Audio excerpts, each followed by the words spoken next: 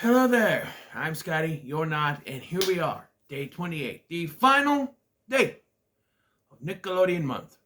I should have kept doing this. I kept forgetting to do it, but here I am. Final day, we are talking about Invader, Zim, Enter the Florpus. Yes.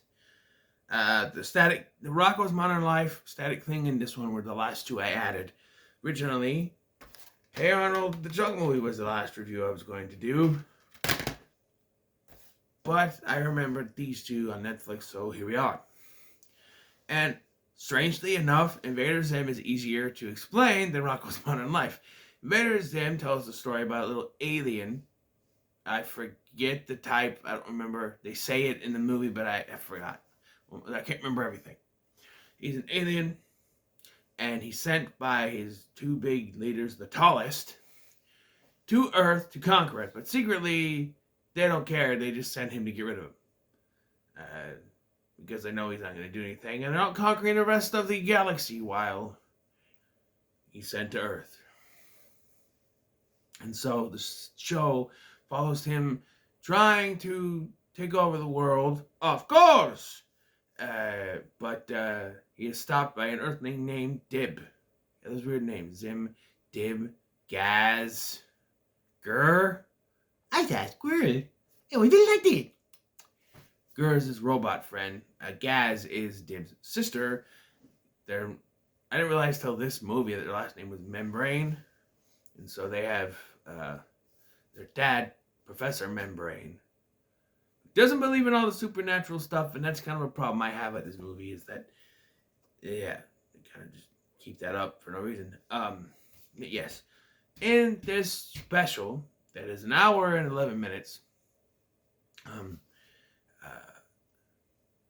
Zim is ready to enact phase 2 of his plan to take over the Earth, which, as I don't want to go through this stuff because it's spoilery, but he has a plan.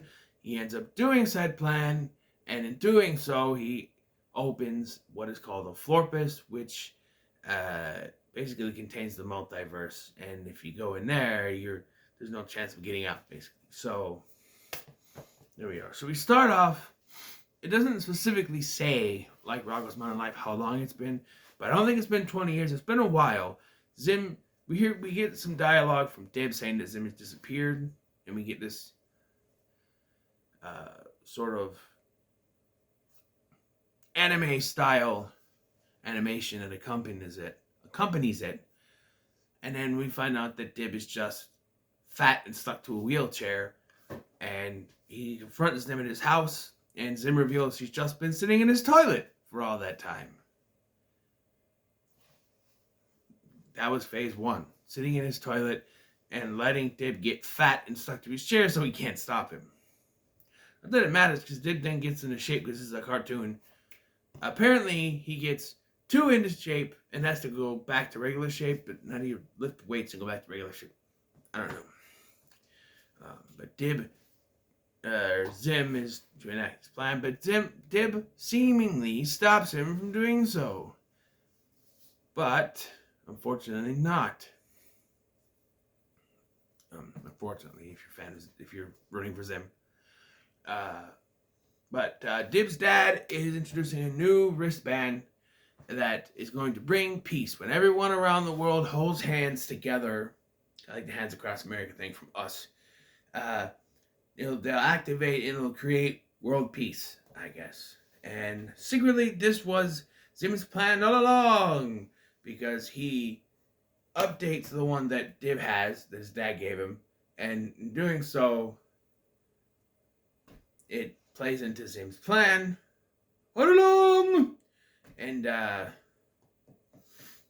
yes, so he convinces everyone that this is going to be good, and then when they do the hand-holding thing, they teleport the Earth close to where the tallest ship is, and it creates a Florpus, like I said. So the tallest, they hate Zim. They actually thought he was dead. One of them is voiced by Kevin McDonald, you may know, is Pastor Dave on that 70s show. He's also Bleakley. I can't do the voice. From Bleakley from Lilo and Stitch. He's one of the tallest, and the other one, I don't remember. Richard Horvitz. Richard Horvitz is the voice of Zim. He's Alpha 5 from Power Rangers, so that's cool. But yes, although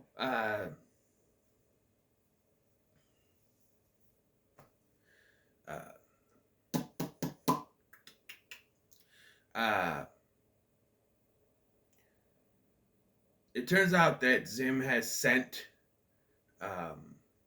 their dad to Moonping 10, or they call him Moonping 10, and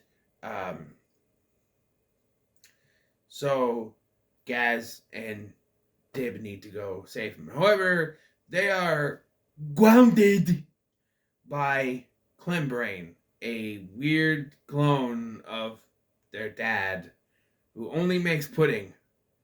Apparently it's terrible pudding, but you grounded, I love you, that sort of thing. And they're able to get away and use tack, not the power of Juju, but tack. Apparently he was a rival of Zim's.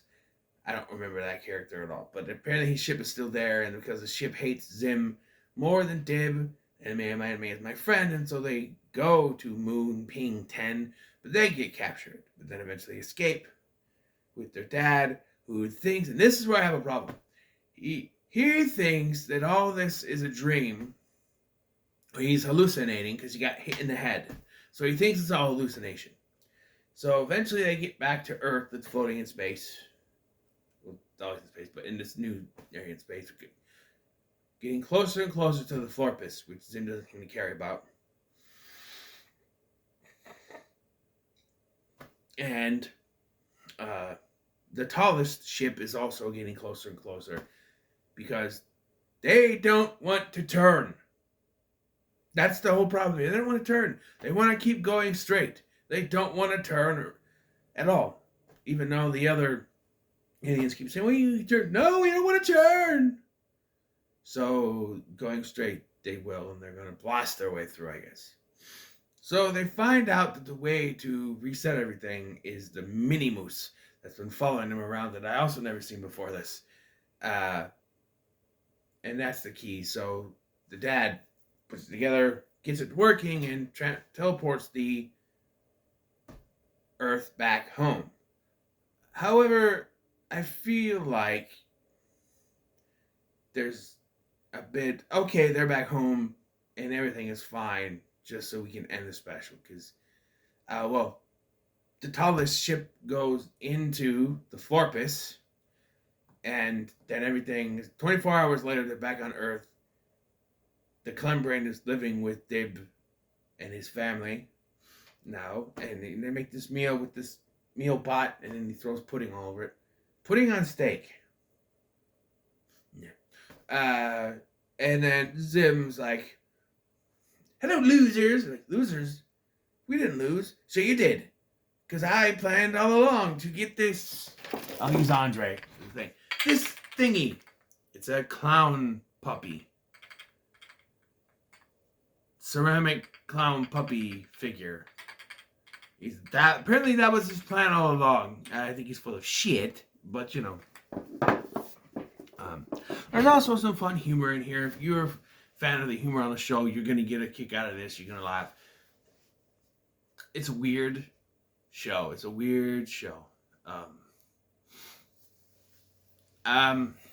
I will say that Gurr has not aged well for me, because he's constantly asking the same question and getting louder and louder. He's kind of annoying.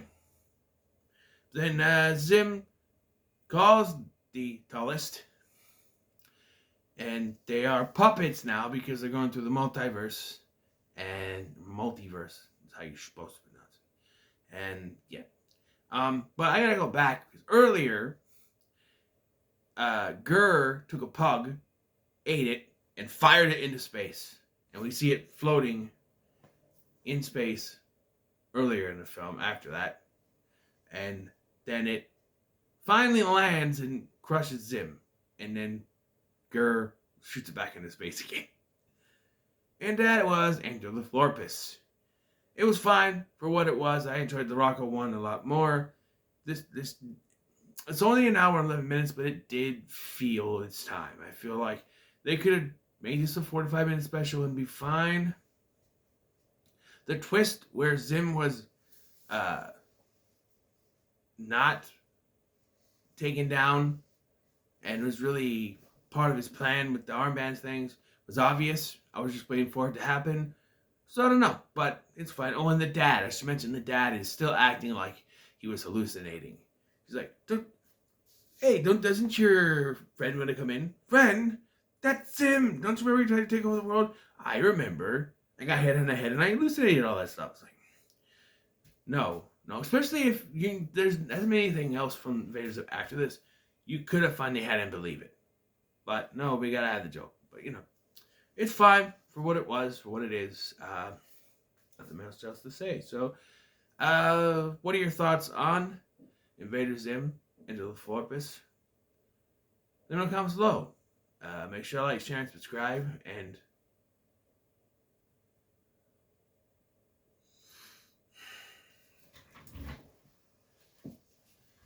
that's it.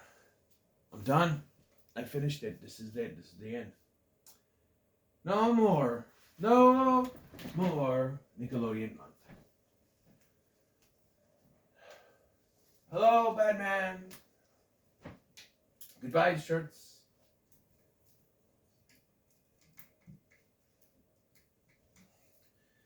Hello, Nicolas Cage.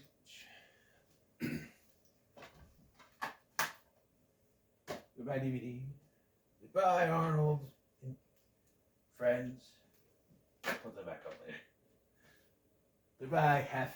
I gotta put you on the Funko shelf.